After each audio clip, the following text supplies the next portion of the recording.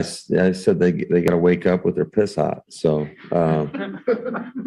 you just got to be ready to go. And that's reality. That is the way it is. Woke up with my piss hot. What a way to start. Sweat on my forehead, racing hard. Woke up with my piss hot. Ready to ignite. Let's raise some hell. Let's own the night. Daniels, just a rookie. 26 out of 30, 87%, 231 yards. He rushes for 47. He's doing everything. Shredded, baby. C.J. Stroud, 345 yards, brings the Texans back, wins it at the buzzer. Shred 'em, Stroud.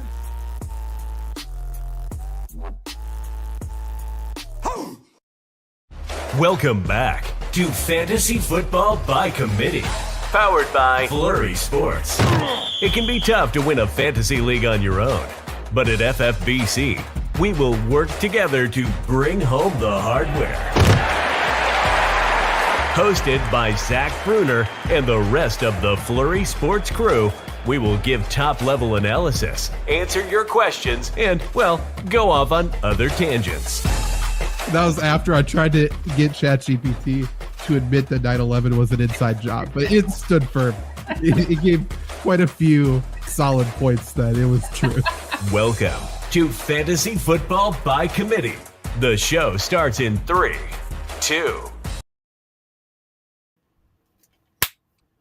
Hello, everyone. What's going on? Welcome to Week 11. Welcome to the Week 11 Fantasy Football Start-Sit stream presented by FLURRY Sports. I am a very tired Henry John, and I am joined once again this week by Mr. Zach McAdoo. Zach, how you doing? What's going on? What's new, man? I see you got the Eagles jersey all ready for Eagles Commanders tonight. I think that's a Zach Ertz jersey, though, so who are you going for? It is the Zach Ertz jersey. It's going to be a good game. Like, we always talk about Thursday Night Football on Amazon getting the shit games, and I think they've had back-to-back weeks of pretty enticing games going into it. Yeah, last week was definitely a doozy there with all those points in Ravens Bengals for sure. And that is one of kind of a handful of good games I think that I'm looking forward to. Obviously, Bills Chiefs Week 11 will be a big one. I'm interested to see what the Chargers do, kind of stepping up in class a little bit to face those aforementioned Bengals and Ravens Steelers. That's always can't miss TV. So good stuff coming down the pike in Week 11. As far as fantasy football is concerned, 4 weeks out from the start of the fantasy playoffs at this point. So it's win or go home time for a lot of us, and that's what hopefully we can help you guys with tonight. So if you have any start-sit questions, kicking around any trade deals before deadlines I know are coming up in a lot of leagues. I think Week 12 is a pretty popular cutoff. Some might be Week 13, maybe perhaps even earlier or later. All just depends. But any trade talk you got, let us know. We'll try to help you out there as well.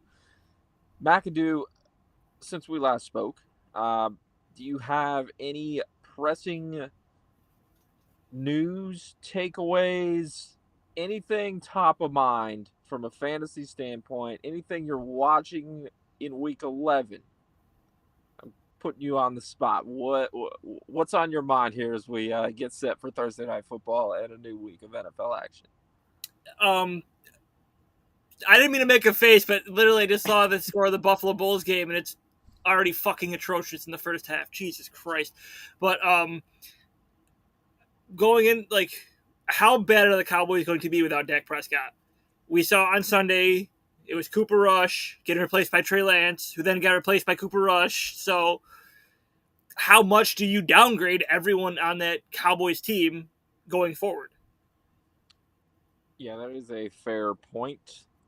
I think Rico Dowdle is fine as far as his role. I think CeeDee Lamb still gets enough to be wide receiver 2 at least week to week. Real question for me, I guess, there is what are they going to do with Trey Lance? Are they actually going to throw him out there to try and start some games? Not pretty, though, in Dallas for sure. Jerry Jones, close the curtains. What are we doing? But, I mean, people who are saying the sun is what made them lose that game. I mean, come on now. That is something for sure. Another takeaway that I will throw at you is, did we see a full-on changing of the guard in the Denver Broncos backfield last week? Audric Estime taking over. It looks like he's going to keep getting more run going forward. Big time pickup in a lot of leagues this week. Deeper leagues that may have already been rostered. But, we kind of thought this was coming. There were rumblings that Javonte Williams might be traded way back in the offseason before week 1. He wasn't. But is it Audric Estime time full force here for you? What do you think of him going into this week? They play the Falcons at home, so interesting matchup there. Yeah, especially after what happened last week for the Broncos, and no comment. But I mean, I don't know if it is fully changing the guard, or they're just trying to see what they have with Estime, or they're just trying to ride the hot hand last week. But I don't think Javonte Williams is done just yet in Denver. I think he's if anything, they're just going to be 50-50 on carries. I don't think he's fully done. That's fair. Where would you rank Estime versus Williams this week? I'm just pulling up the ECR so I can give you the exact where they have him going into this week, and I am seeing him sitting around already up to RB 25. Javonte Williams down to RB 34. Does that seem right to you? 25 seems a little high. I think I put him over Williams just based on what we saw and have heard, this week. But I'm still Javonte Williams. Okay, all right. Real quick, can you see the chat? Yes. Can you not? I cannot. So if we have questions, that's on. Okay. We have quite a bit. All right. So. All right. Are you able to show them as well, or? No, I don't. Unless you give me powers, which I don't think. I mean, I give you powers, but I don't know how to give you powers. Bruner! Guys, if we can't show your questions tonight, I'm sorry. I have a spinning circle in the chat. I'll try and let me see if I can get back into it now. All right, bear with us. We're just going to read out for now. All right. I'm gonna have to listen. Yeah, I'll talk. I can't talk slow. Fuck you. You know me. All right. So James Brown, the CBS host, just traded for James Conner. What do you think in his outlook rest of season? Traded for James Conner, his outlook rest of season. Well, I personally think we saw his snap count go down in the Cardinals' last 2 games. May have been attributed to the fact that they were blowing their opponents out in both of them. So I think he's still the bell cow there. He's a workhorse back. I like his outlook going forward. I can pull up the schedule here real quick and give you a better feel of matchups. But overall, like him, and you're getting in a competitive game. He's a 15+ carry guy without fail. And it's actually more than that. He has only had fewer than 16 carries 3 times all year, and one was last week in the blowout against the Jets, where they obviously gave him a little less run there before the bye. So I like Trey Benson. I think Trey Benson it's definitely somebody you want to add if you have the extra spot for a handcuff. I think maybe he gets some more run, because as he got some extra run here these last couple weeks, he produced. Knowing James Conner is injury prone in the past and his history there, maybe they elect to run Benson a little more, keep Conner fresh for the playoffs. But Conner's as long as he's on the field, he's fine. To me. Yeah, I mean, don't get me wrong. I love the Cardinals. I love the spot they're in. I think they've surprised a lot of people. Probably the most improved team in the NFL this season, if we want to go that far. Yeah, them, Denver, the Chargers. I think it has to be the Chargers.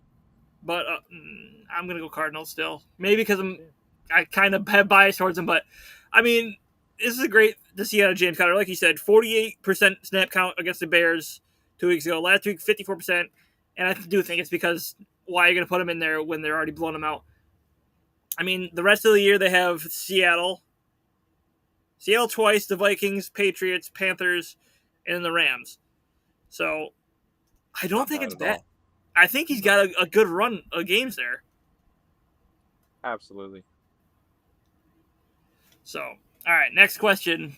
Marcus, sup Zach, which tight end would you start this week in full PPR league? Taysom Hill, Hunter Henry, do you have another favorite tight end streamer this week? Thanks.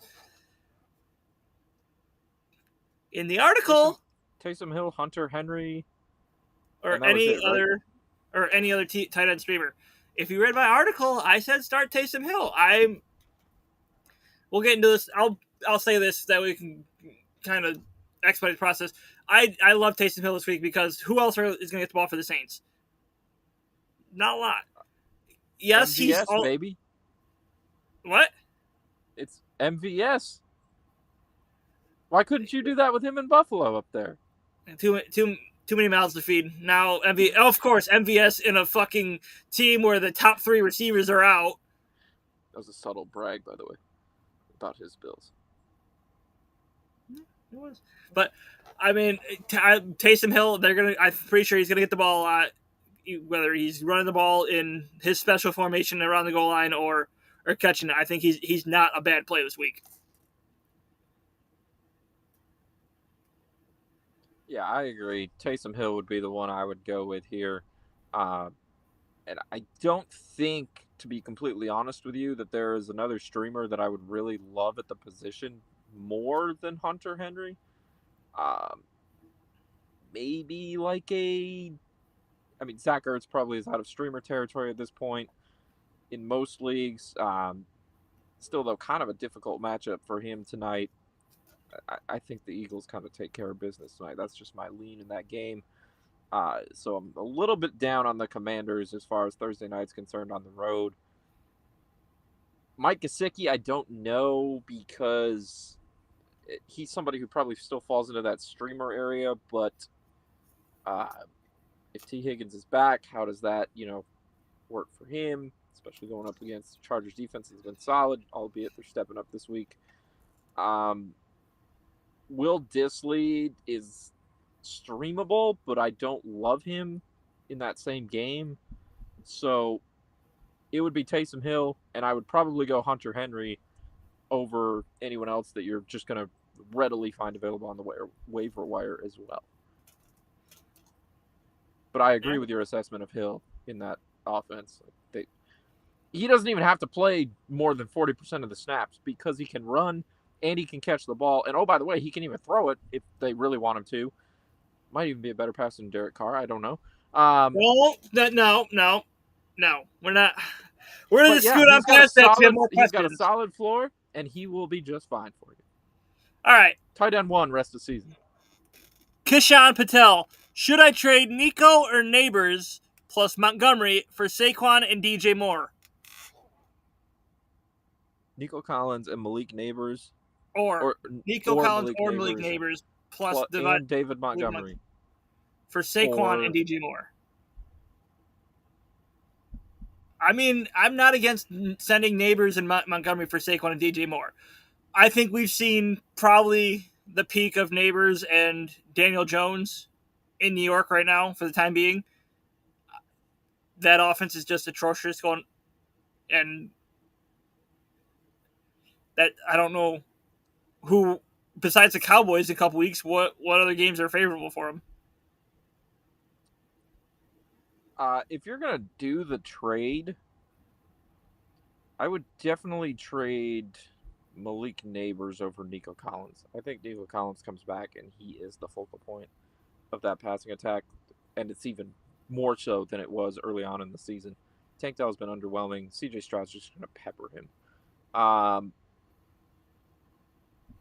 So Malik Neighbors and David Montgomery, that would be for Saquon Barkley and DJ Moore. I don't love what's going on in Chicago. I think Saquon is definitely an upgrade over David Montgomery. Over Montgomery. I still like Montgomery, though. And DJ Moore is...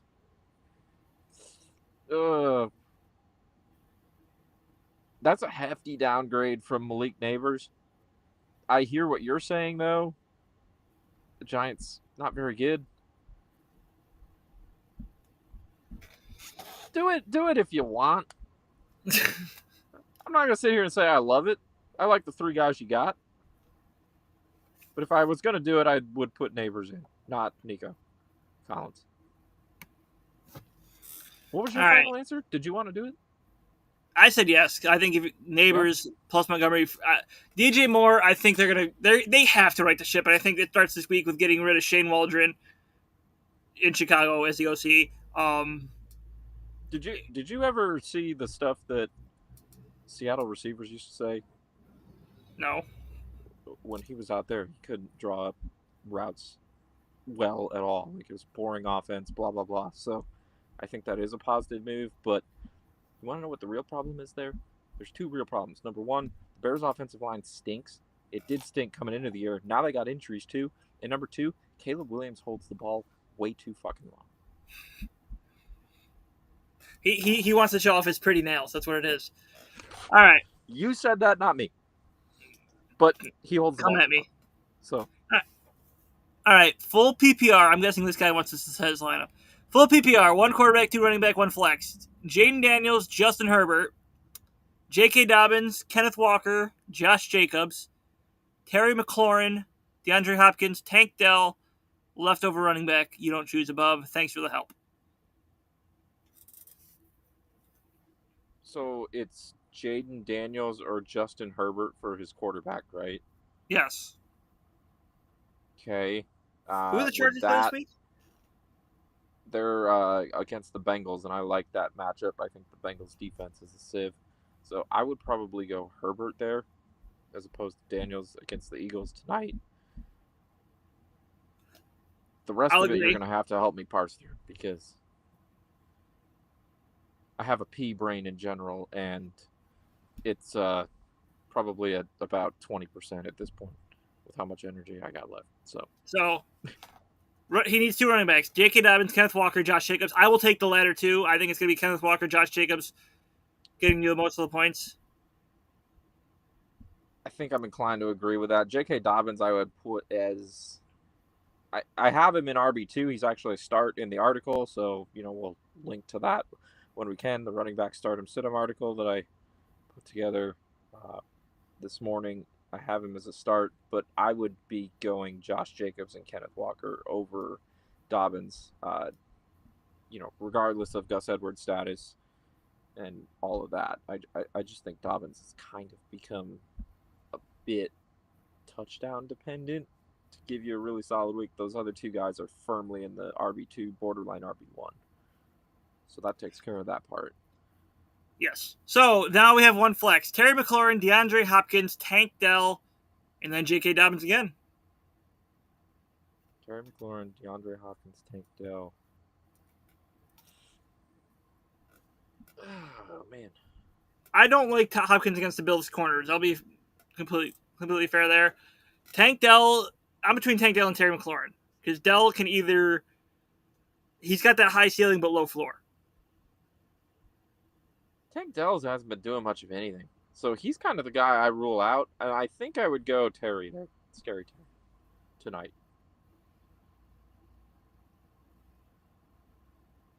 That would be my choice. And then it would be, if I had to go a second way, I would look to Hopkins or Dobbins before I would look at Dell.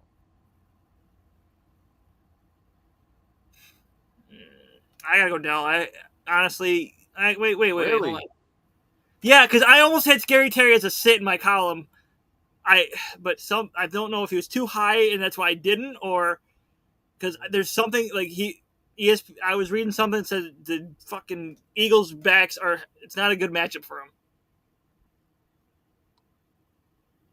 Yeah. I mean, it's something to think about. It looks like he is number 12 in the ECR. So I don't know if you're throwing him out there as a flex. And I mean, that's just, industry consensus. You're looking at a receiver who's ranked between 10 and 15 probably for that average by most people. I can try to pull up where Bruner himself has him in the rankings, but that's a good play for flex. So I would be going McLaurin. Yeah. All right, next one. All right, so this guy's trying to make a trade. Bruner's got him a little lower. He's got him at 16, but still, for a flex, sure, I'll take a wide receiver 16. All right, so this guy's trying to make a trade. The guy he's trying to trade wants Darnell Mooney for Brian Robinson, and this guy also has James Cook and he also has an offer for James Cook and Darnell Mooney for Christian McCaffrey.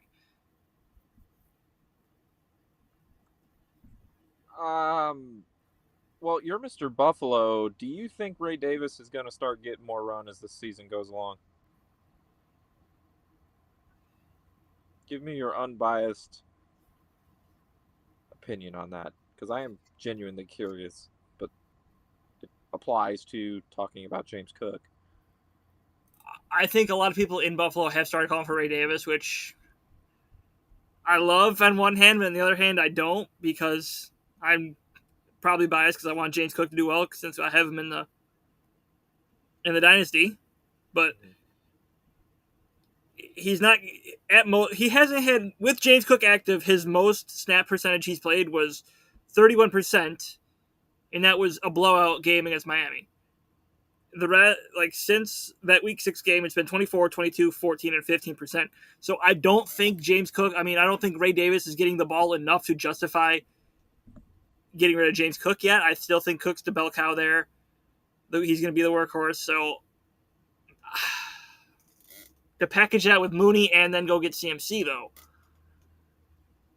Yeah, and remind me of the first offer again, because I got more interested in the second one than the first one, but I can't look at the first one, so then I was looking at more into the second one. Mooney for Brian Robinson.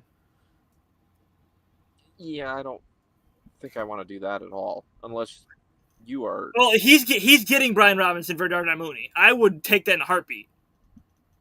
Brian Robinson? I'm guessing Brian Robinson Jr. He didn't. Brian or Bijan? It says Brian. Okay. It doesn't matter which Robinson it is. It says Brian.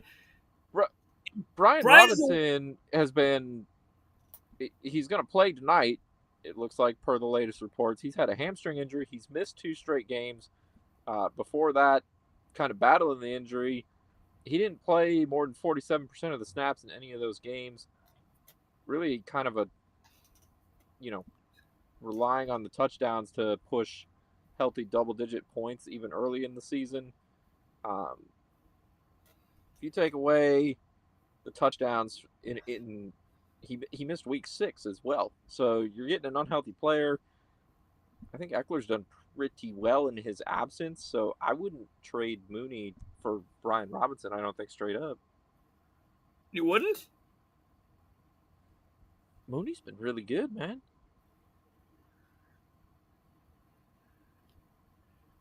I don't know. I'm still taking bullet hole B-Rob. Darnell Mooney has had his last 4 games 8, 6, 9, and 9 targets. 5 receptions in 3 of those, 4 in the other. Double-digit PPR points in 6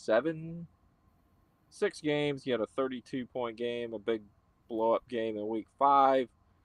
Double-digit points, 18, 19, 14 the last 3 weeks. I mean, you better be loaded at receiver and extremely needy at running back, I think, if you're doing that straight up at this juncture. So I would be, if it's me, my final answer, see if you can get just another guy thrown in with McCaffrey. You're like, I don't know about his Achilles, blah, blah, blah. You throw someone else in and try to get the offer was Mooney and James Cook. Maybe for CMC. Yeah, maybe try to get a wide receiver 3 type or something, or maybe even a Ray Davis. If you want to go that route, I don't have a problem with that.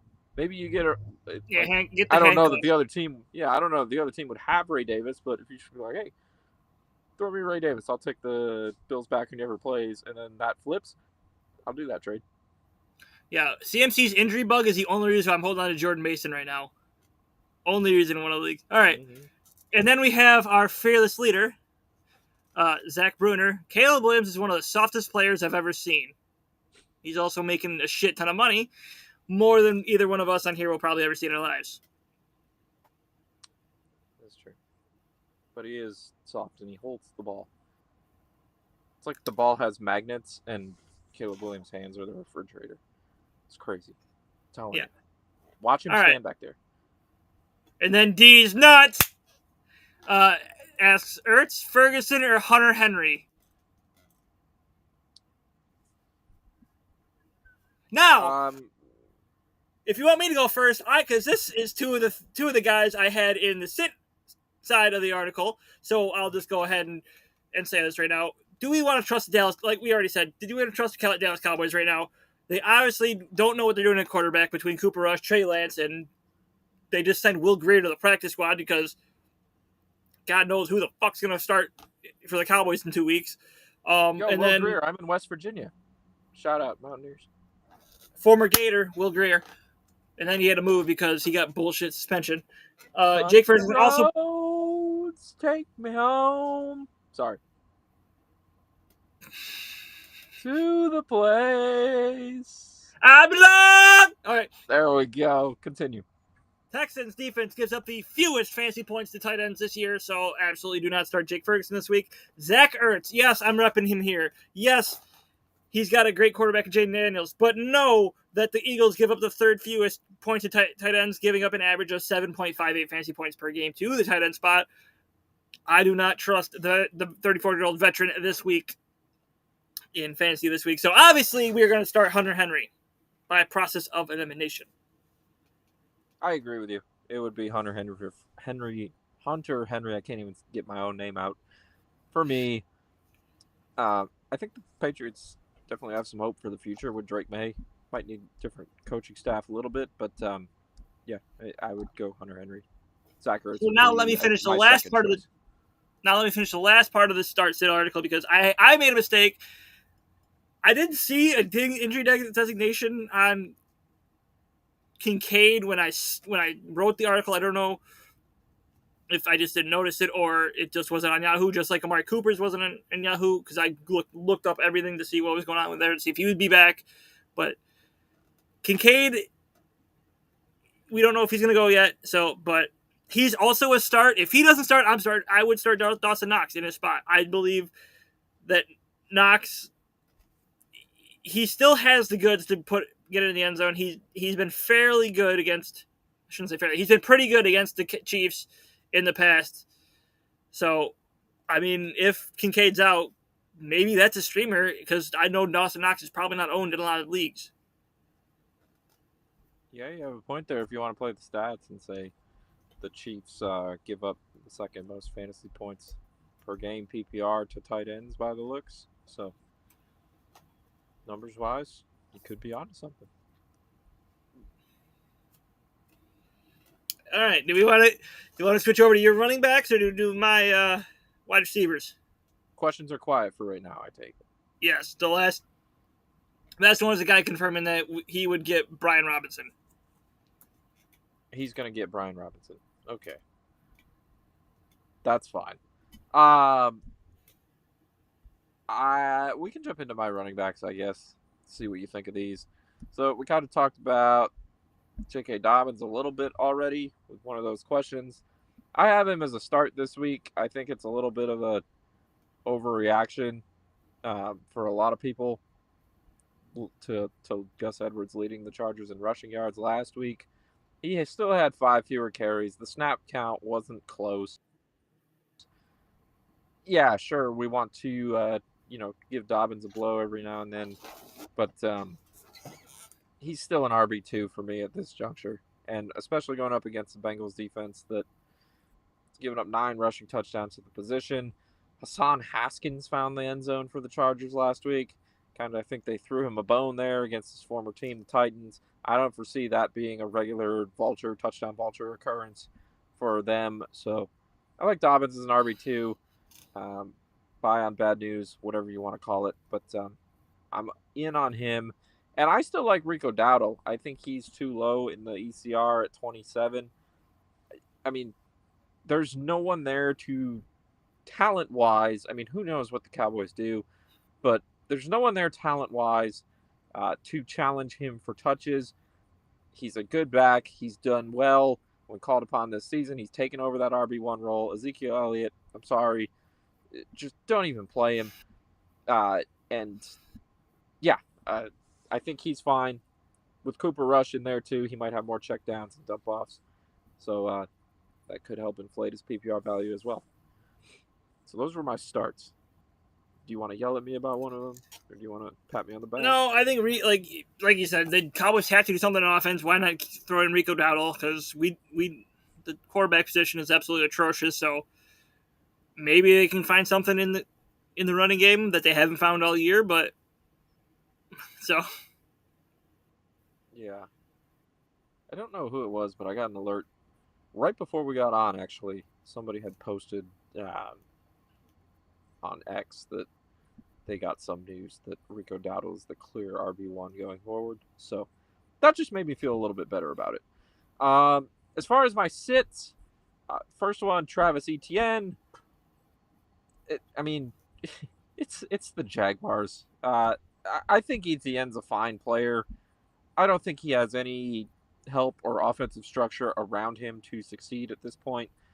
Very disappointed that, notable Mac Jones stan right here. Even he couldn't fix it last week. Maybe he'll still be the savior, but it's not going to be this week as they play the Lions. Detroit's rock solid against the run. They've allowed the 6th fewest rushing yards per game, and they give up less than 19 PPR points to the position. So Etienne's ranked all the way up at 24 in the ECR, which puts him into technically RB2 range because, 12-team leagues, you're taking up through 24 backs as your RB1s and 2s.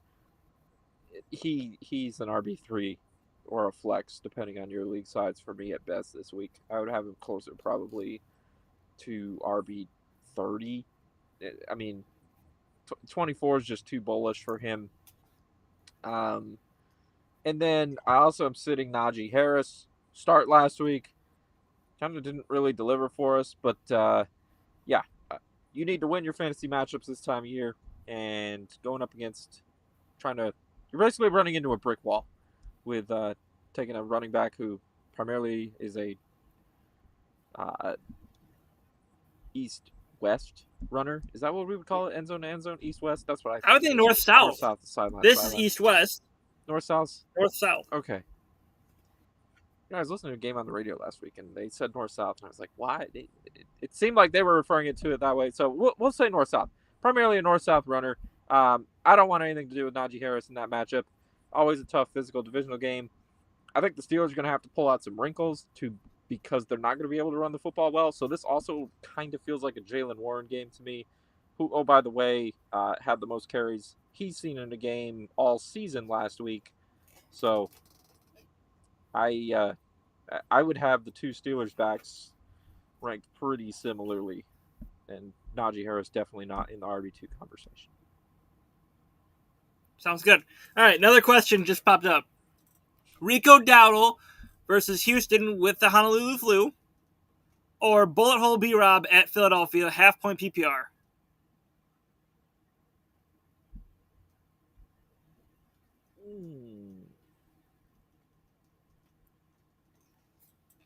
You seem to like Rico Dowdle. You still rolling with him here? Yeah, because I haven't seen Brian Robinson play in a few weeks, so I would go Rico Dowdle.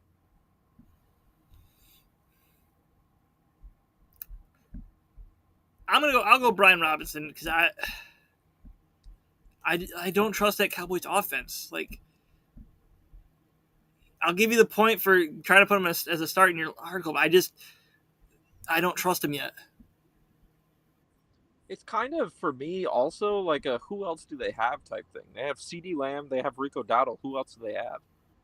Even if it's garbage time, somebody's got to get some points. So that makes me like Dowdle, just looking at the outlook for the rest of the season, if you assume the Cowboys are going to be blown out in all these games. Which, by the way, they might be competitive against Houston Monday for a little while at least. Yeah, well, so I think the thing that gives me pause with Brian Robinson is that Austin Eckler was fine filling in for him here these last couple of weeks. Not great numbers. Fantasy wise, he was helped out by finding the end zone 3 times in the last 2 games, but I don't think Brian Robinson just comes back in and goes nuts. He wasn't necessarily playing a ton of snaps minus the very start of the year at all. So here's a stat I looked up after the Texans blew that fucking game Sunday night. Houston has either tied their opponent or gained less points than their opponent in every second half of their games except for one game. So, they've been outscored in the second half every game except I think it was to the Patriots, I think it was, if I remember correctly, that one game I was able to look up and see. So, I mean, is that cause for concern? I'm probably going to end up betting the Cowboys second half total this week because I believe that the Honolulu flu is a thing in the NFL this year. So is there something to that? I don't know. I wouldn't be the one to ask. To your point, though, have the Eagles? I'm pretty sure the Eagles scored in the first quarter by now, right? Because I think last week they did 9, and they still had. Yeah, I think it finally happened. All right, 5-minute warning. 5-minute warning for questions, but we just had another one come up. All right. Hey, will it be worth? Yes, sir. Will it be worth to trade Bijan for Neighbors, London, or Collins? I also have Connor and Tracy. I don't know. Tracy, after last Neighbors, week. London, Collins? Yeah, Neighbors.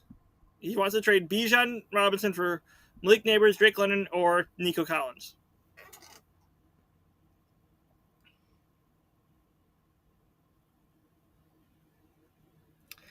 I wouldn't trade him for Drake London. I like Bijan more on that team. I'm keeping Bijan. I love James Conner, but right now I don't trust Tyrone Tracy. He probably is going to be in the doghouse this week. What was the rest of it? James Conner, Tyrone Tracy. It says he also has James Conner and Tyrone Tracy. Oh.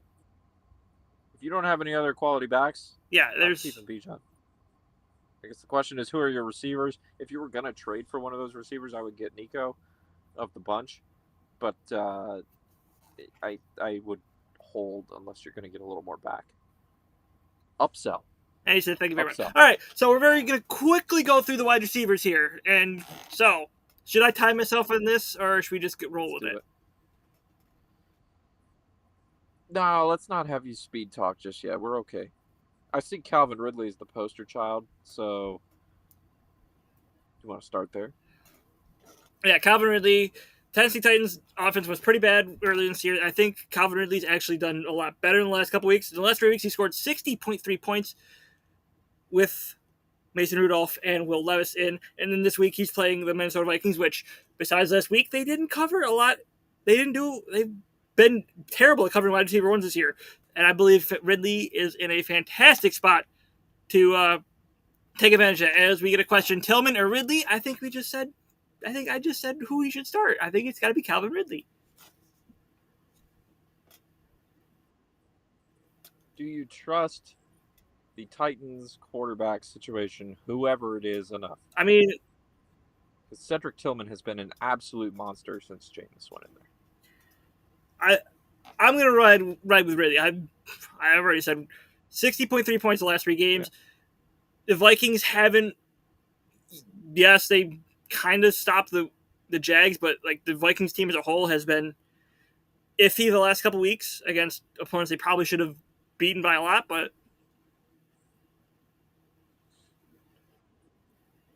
give me Tillman. I disagree with you. The Saints have issues. I mean, I love their interim coach. Love. Right, we got to hurry up and speed this because I got to go in 2 minutes. All right, Starch, Khalil Shakir, Cooper probably going to get snap count. Coleman out. Kincaid might be out. Shakir, we talked about this time and time and time again. He's going to get the targets. He's going to get the receptions. Maybe gets a touchdown? Vacuum, like he said, yes. He just call him the shot vac, and then the Kansas City Chiefs give up a lot of yards to the slot receivers. So start Shakir. All right, sit Josh Downs. Yes, he's been Henry's love boy, whatever you want to call it. For he believes he should be wide receiver 1. That makes it sound like something it is definitely not. So please calm down. Henry loves him so much. He thinks he should be wide receiver 1. He should not be wide receiver 1. It's still Michael Pittman. Josh Downs will have to go against Michael Carter II, who has been stopping the slot guys there. Also, Hey, I looked this up real quick. Did you know up until last week, Khalil Shakir had caught all but 3 balls that were targeted to him? Last week he had 9 targets, 6 receptions. So that's he's been good. 6 now. Vacuum. And then other sit, Jaden Reed. I want to trust this guy. I love him in the Dynasty League we have, but the Bears give up the second fewest points to wide receivers this year, and they give up the fewest to the guys in the slot where Jaden Reed will be most of the game. So for me, it's a tough matchup. I'm going to put him on my bench. Can't blame you. We got anything else? Any other One questions? last thing, because you always ask me this. I have the Commanders plus 3.5. Jalen Hurts, anytime touchdown, and the over 49.5. We're going to be on the opposite side of you, ATS, tonight, buddy. Commanders feel square. They feel like a dog with fleas. Anyways, FLURRYSports.org is the place to go for all the great fantasy football content. You got tons of stuff from Bruner. Weekly rankings, rest of season rankings, trade advice, positional breakdowns, all kinds of good stuff from him specifically. And then you got the rest of it. Streamers, the waiver wire, if you want to dive into that, see who else might still be available, and start and sit on the articles we've been discussing here intermittently throughout this show tonight. Subscribe to the YouTube if you're watching on there. Throw the site a follow on X so you get those articles posted right on your timeline. And thank you all for being with us. It's been fun. McAdoo, thank you. We'll talk to you next week. Good luck at week 11, everyone.